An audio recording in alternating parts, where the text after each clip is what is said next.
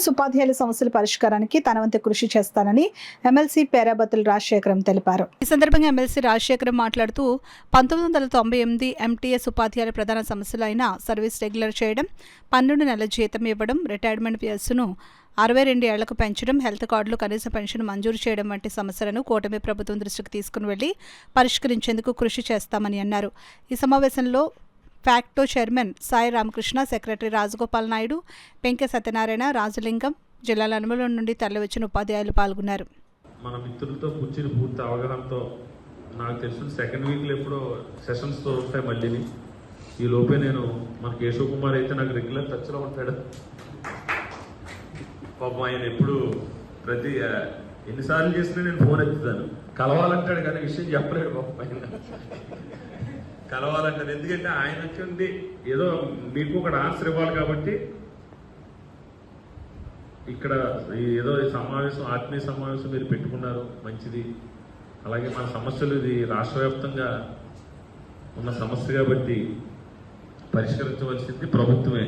ఖచ్చితంగా అది మేము త్వరలోనే ఒక సానుకూల అన్ని పూర్తిగా మీకు మొత్తం న్యాయం చేయిస్తామని నేనైతే చెప్పలేను, కానీ మేజర్ ఇష్యూస్ ఏవైతే ఉన్నాయో అవన్నీ కూడా మనం పరిష్కరించడానికి మాకు కూడా ఇంకా వేరే కాంట్రాక్ట్ లెక్చరర్స్ అని ఇంకా ఇష్యూస్ ఉన్నాయి, కానీ ఫస్ట్ ప్రయారిటీ మీ సమస్య మాకు. అది మీరు ఫోన్ చేసినప్పుడల్లా కూడా నాకు మీరు కనిపించినప్పుడు కానీ మన కేశవ్ కానీ మాట్లాడినప్పుడు చాలా గిట్టి ఫీల్ అవుతున్నాం. మేము ఏ సమాధానం చెప్పాలి, ఎట్లా కానీ ఎన్నిసార్లు తప్పించుకుని తిరుగుతాం. అది మాకు కరెక్ట్ కాదు కదా. ఏదో సొల్యూషన్ ఇవ్వాల్సిన బాధ్యత ప్రభుత్వంలో ఉన్నాం కాబట్టి, ఈ ప్రభుత్వం వల్లే మీరు నష్టపోయారు కాబట్టి, నష్టం జరిగింది కాబట్టి ఖచ్చితంగా అది ఒప్పి తీరాలి.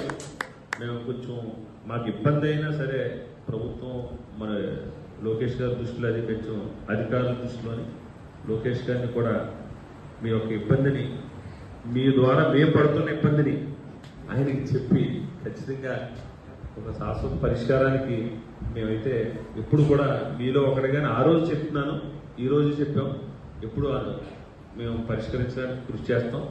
పరిష్కారం అవుతుందని కూడా నేను ప్రభుత్వం చేసినటువంటి ఒక చిన్న తప్పిదం వల్ల మనం 25 సంవత్సరాలు మనము రోడ్డు మీద ఉండాల్సినటువంటి పరిస్థితి. ఆ యొక్క సమస్యల్ని అధిగమిస్తూ మనకు 2023లో ఈ యొక్క ఎంటీఎస్ కాంట్రాక్ట్ ఉద్యోగాలు గత ప్రభుత్వం ఇవ్వడం జరిగింది. ఇచ్చినప్పటి నుంచి మన మిత్రులు చాలా మంది రిటైర్ అవుతూ వస్తున్నారు.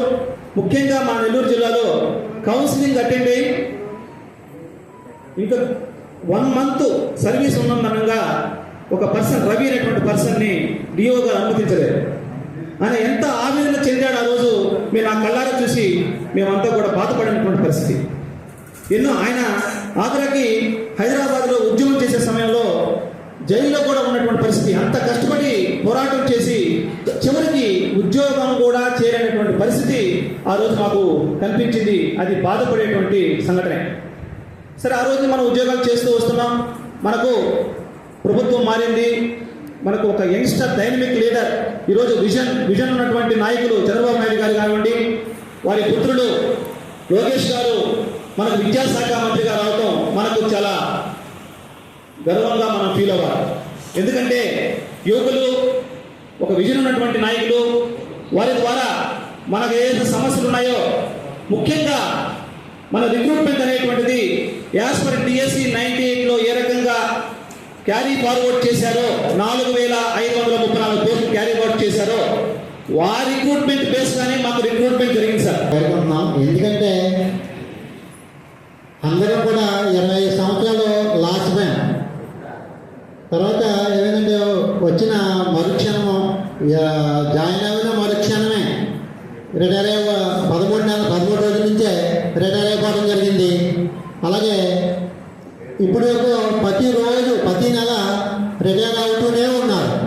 మన జిల్లాలో 2265 మంది, అలాగే రాష్ట్ర వ్యాప్తంగా 4,473 మంది జాయిన్ అయితే ఇప్పుడు సుమారుగా 2,900 మంది మాత్రమే ఉద్యోగాలు చేస్తున్నారు. మిగతా వాళ్ళందరూ కూడా రిటైర్ అయిపోయారు.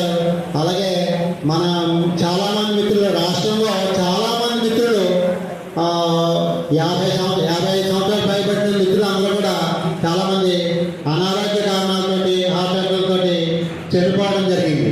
అలాగే మన జిల్లాలో సుమారు 4 హార్ట్ అటాక్లతో